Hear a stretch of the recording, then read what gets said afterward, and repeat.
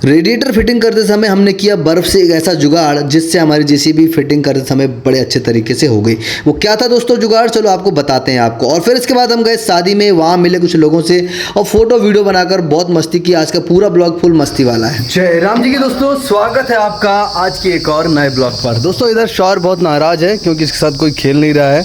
कल मैंने आपको जो बताया था कि गाड़ी का रेडिएटर और सेल्फ की सर्विस कराने गए थे, तो दोस्तों रेडिएटर बनकर तैयार हो चुका है, आप देखेंगे ये, और सेल भी बन गया है और ग्रीस वगैरह सब आ गई है। तो अभी हम भिड़े हैं इसको फिट करने के लिए और शौहर की नाराज़गी बाकायदा चालू है। चल रहा है, आ रहा हूँ मैं, आ रहा हूँ, पक्का आ रहा हूँ, इधर आओ इधर। और अब दोस्तों हम जल्दी से सेल्फ को फिट कर लेते हैं और गाड़ी बनाते हैं और फिट करते हैं। और जो कल रेडिएटर बनकर आया है वो रेडिएटर आज काम कर रहा है, नहीं कर रहा है काम, सही तरीके से वर्क कर रहा है कि नहीं कर रहा है ये भी अपन पता करते हैं। और जो सेल्फ की सर्विस होनी थी वो सही हो रही कि नहीं हो रही ये भी अपन देखते हैं। तो चलिए देखते हैं और बनाते हैं, फिट करके आपको बताते हैं कि वाकई में काम हुआ या नहीं हुआ। तो दोस्तों सेल्फ के जो पॉइंट है उन्हें हम रेतमाल से अच्छी तरीके से साफ करके बढ़िया तरीके से इसको सेल्फ को फिट कर लेते हैं और नट बोल्ट लगाकर इसे अच्छी तरीके से टाइट कर लेते हैं। और फिर दोस्तों चाबी को स्टार्ट करके देखते हैं स्टार्ट हुआ या नहीं। तो अब सेल्फ लगा दिए हैं, अब देखते हैं सेल्फ स्टार्ट होता है या नहीं।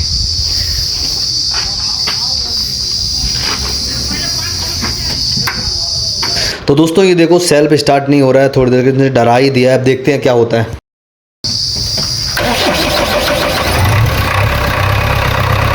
इस तरह दोस्तों सेल्फ की जो रिपेयरिंग हुई थी वो तो एकदम पास हो जाती है, एक नंबर टेस्ट हो जाता है और आधे ही चाबी घुमाने पर गाड़ी हमारी स्टार्ट हो रही थी। तो ये बहुत अच्छा था दोस्तों।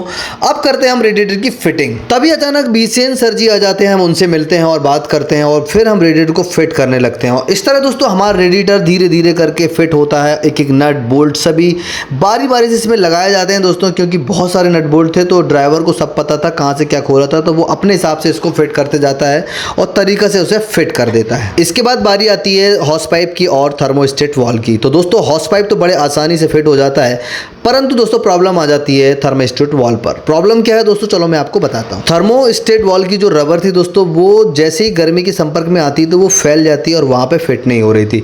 तो हम समस्या पड़ जाते हैं कि अब तुरंत में कहाँ से लाएं। तो इसके लिए हम करते हैं एक जुगाड़। वो जुगाड़ था दोस्तों बर्फ़ का। और बर्फ़ का क्या जुगाड़ था, चलो आपको मैं दिखाता हूँ।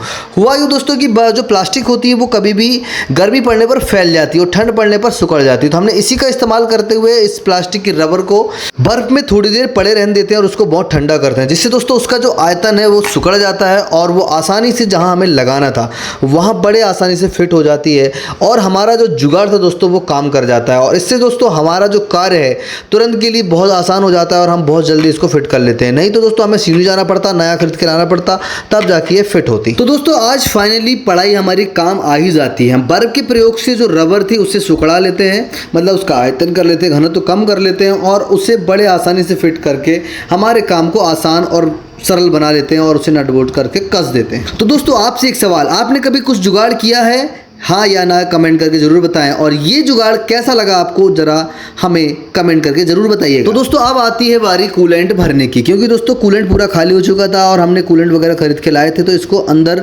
भरना था। चूँकि एक समस्या ये थी कूलेंट में हम पानी मिलाएं या डिस्टिल वाटर मिलाएं या आरओ का पानी मिलाएं, ये हमें समझ में बिल्कुल नहीं आ रहा था। पर दोस्तों हमने थोड़ी देर युक्ति लगाने के बाद, मतलब युक्ति लगाने के बाद डिसाइड किया कि हमें कूलेंट में ये चीज़ मिलानी चाहिए। तो दोस्तों हम कर लेते हैं कूलेंट को तैयार। हमने कूलेंट खरीद के लाया था बॉस कंपनी का, जो 1 लीटर में 7 लीटर बनने वाला था। तो हम लोग छन्नी वगैरह लेकर आ जाते हैं और उसे बढ़िया मिक्सचर कर लेते हैं। पहले ही बना लेते हैं 14 लीटर, क्योंकि 14 लीटर इसमें लगने वाला था।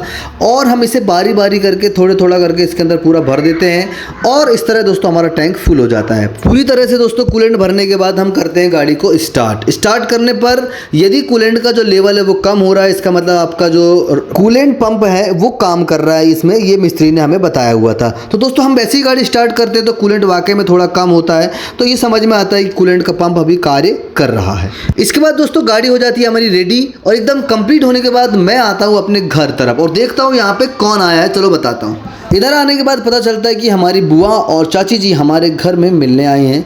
तो ये दोस्तों ये बात देखकर मुझे बहुत ही अच्छा लगता है, क्योंकि अभी भी हमारे घर में एक परिवार एक दूसरे से जुड़ा हुआ है। क्या आपके घर में भी ऐसा होता है, ज़रा कमेंट करके हमें ज़रूर बताइएगा दोस्तों। इसके बाद दोस्तों मैं और सर हमारी गाड़ी को टेस्ट करने के लिए ले जाते हैं खेत पर, क्योंकि वहाँ जाके पता चलेगा कि गाड़ी कूलिंग सिस्टम काम कर रहा है क्या नहीं। तभी रास्ते में हमें दिखाई देती है दुल्हन हम ले जाएंगे वाली गाड़ी। मतलब आज शादी थी, कहीं बारात हो रही थी, बारात जाने वाली थी, तो उसमें दूल्हे की गाड़ी या किसी गाड़ी में लिखा था दुल्हन हम ले जाएंगे।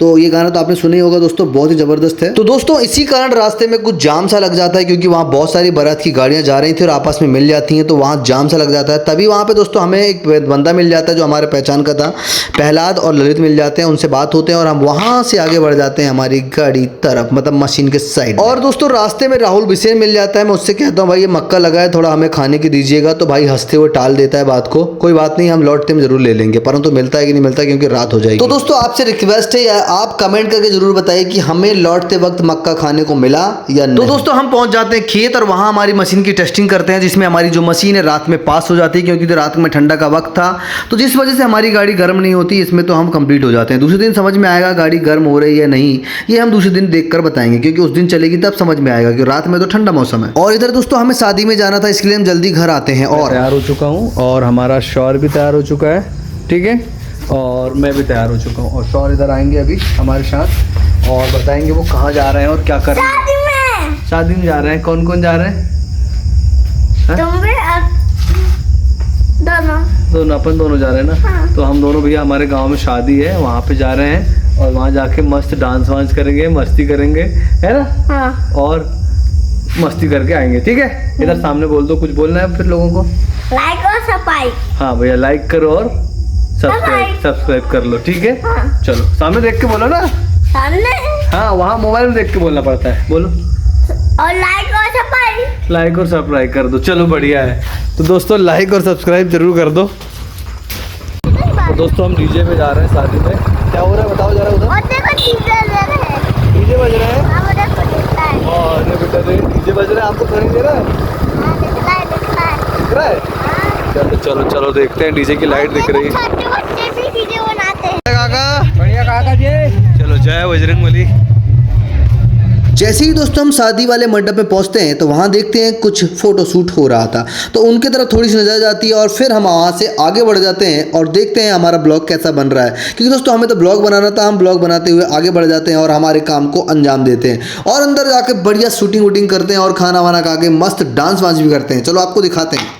यहाँ पहुँचने के बाद दोस्तों सबसे पहले हम चारों तरफ का वीडियो लेते हैं और फिर जाते हैं सीधे दूल्हे के पास, क्योंकि दोस्तों वहाँ जाके हमें अपनी फ़ोटो लेना था और वीडियो शूट करना था, तभी तो दोस्तों हमारे ब्लॉग का कुछ मतलब निकलता। तो दोस्तों वहाँ मुझे मिल जाता है विकास और विकास के साथ दोनों जाते हैं स्टेज पर और भाई संजू के साथ हम बढ़िया फ़ोटो वोटो लेते हैं और वीडियो बना लेते हैं ताकि इसे हम ब्लॉग में दिखा सकें। और दोस्तों वहां से निकलने के बाद मैं जाता हूं सीधे पूरी शादी का माहौल अपने कैमरे में कैद कर लेता हूं और फिर दोस्तों मैं आगे बढ़ता हूं और चले जाते हैं हम शौर के साथ खाना खाने के लिए। तभी दोस्तों वहां मेरे कुछ स्टूडेंट दिखाई देते हैं, उनकी फोटो लेता हूं। तभी दोस्तों हमें हमारा एक फ्रेंड मिल जाता है और उनसे हम मिलते हैं और खाना वाना खा के दोस्तों हम जाते हैं ग्राउंड में और वहां का फोटो शूट कर ही रहा था, तो वहां अचानक से मेरे कुछ स्टूडेंट मिलते हैं, उनके साथ बढ़िया फोटो लेता हूं और वो कुछ बोल रहे हैं, चलो सुनते हैं। कॉपीराइट इशू कारण दोस्तों मैं उनकी साउंड को म्यूट कर देता हूं। आप इनको देखो, इनमें एक कॉमन है, इन सभी की हेयर स्टाइल एक जैसी है, मतलब ये फ्रेंडशिप के पक्के एक दूसरे के फ्रेंड हैं और पक्के वाले फ्रेंड। तभी दोस्तों हमारी मुलाकात होती है हमारे गांव के एक बुजुर्ग प्रतिष्ठित व्यक्ति श्री फुलवान सिंह